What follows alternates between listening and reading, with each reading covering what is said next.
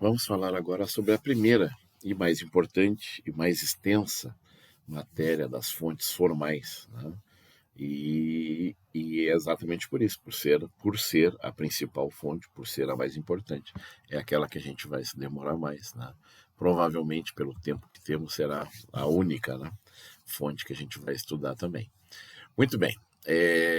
Antes de começar a falar sobre lei jurídica, nós temos que fazer um paralelo, que na verdade quem faz o paralelo é o Paulo Nader, com as leis naturais, certo? Então nós temos, né, que é como se nós, seres humanos, né, obedecêssemos a dois tipos de leis, as leis jurídicas e as leis naturais. As leis naturais dizem o que é, e aqui o exemplo fica, né, do Isaac Newton, né, da maçã, né, da lei da gravidade, né?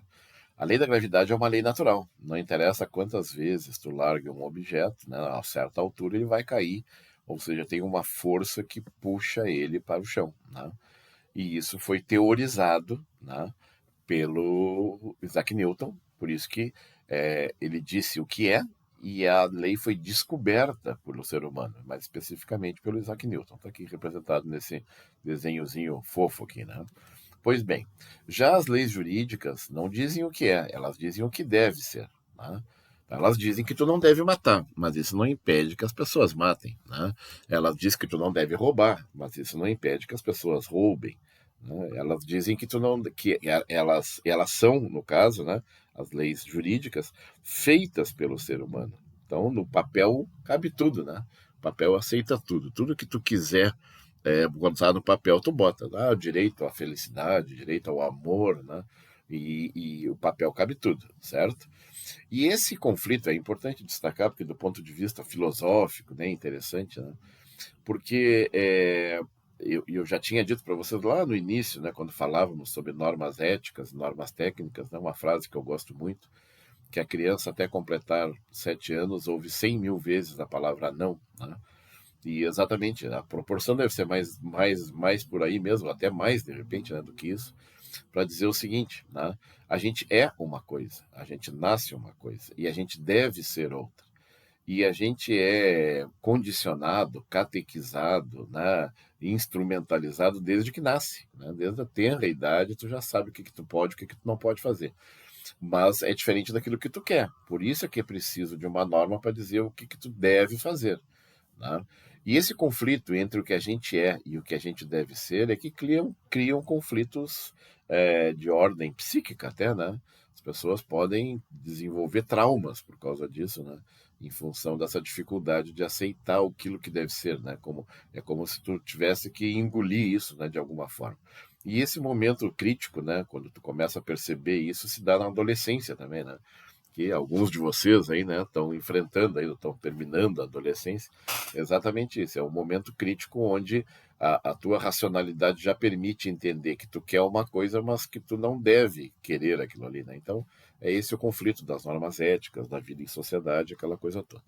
Tá bem? A definição de lei jurídica, agora então, e a gente vai pegar também do Paulo Nader, apresenta três sentidos, né? O sentido amplíssimo, o sentido amplo e o sentido estrito. No sentido amplíssimo, ou seja, naquele mais amplo, né, que existe, a lei jurídica é sinônimo de norma jurídica. Olha só o que está em vermelho ali, é sinônimo de norma jurídica. Seja legiferada, consuetudinária, em forma de contrato ou sentença judicial. Legiferada é uma expressão, uma palavra até que eu não curto muito, né? Mas corresponde a legislada, né? Ou seja, norma jurídica feita pelo legislador, certo? Então, que foi feita pelo processo legislativo regular. Então, a norma feita pelos vereadores, né, pelos deputados, senadores, certo? Então, essa é a norma jurídica legiferada. Mas pode ser também a norma consuetudinária, que são as normas dos costumes, né? Não sei se vocês já conhecem essa expressão. Consuetudinária diz respeito aos costumes, né? Em forma de contrato, que a gente já comentou no vídeo anterior, né? Ou em forma até de sentença judicial, tá bem?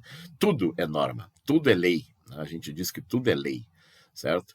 Já em sentido amplo, que é o sentido mais correto, mais usual, né? Na faculdade de Direito, nos livros, né? 99% das vezes que tu ouvir a palavra lei na faculdade aqui, né, com a gente, tu vai está tratando a lei em sentido amplo, que é a norma jurídica escrita. Olha só a diferença, norma jurídica escrita. Aqui tem a consuetudinária aqui que é não escrita. Existem contratos que são não escritos, tá certo? Mas a norma jurídica em sentido amplo é aquela que é escrita e que vem ou do legislativo ou do executivo, tá bem? Essa aqui já é bem, mas esse aqui, repito, é o sentido correto, é o sentido usual. E por último, né, nos sentidos, a norma em sentido estrito, certo? Que é o nome técnico. Então, vamos dizer assim, o sentido correto mesmo, técnico. É aquilo que diferencia um profissional da área do direito de uma pessoa do povo comum, né? Então, é como vocês, né, que estão chegando no primeiro semestre agora, né? Então, vocês vieram de um mundo onde lei era tudo, né? Tudo é lei, certo? E agora nós vamos entrar num mundo onde lei mesmo é aquela norma jurídica aprovada regularmente pelo legislativo. Prestem atenção na diferença. Aqui é legislativo ou do executivo, e aqui é só do legislativo. Só é lei aquela que é feita pelo poder legislativo e que tem o nome de lei, como a gente vai ver na sequência do estudo dos sentidos aqui. Tá certo? Vamos fazer uma pausinha aqui para a gente colocar um exemplo, né, engraçado a respeito do sentido amplíssimo. Vamos fazer uma pausa no vídeo.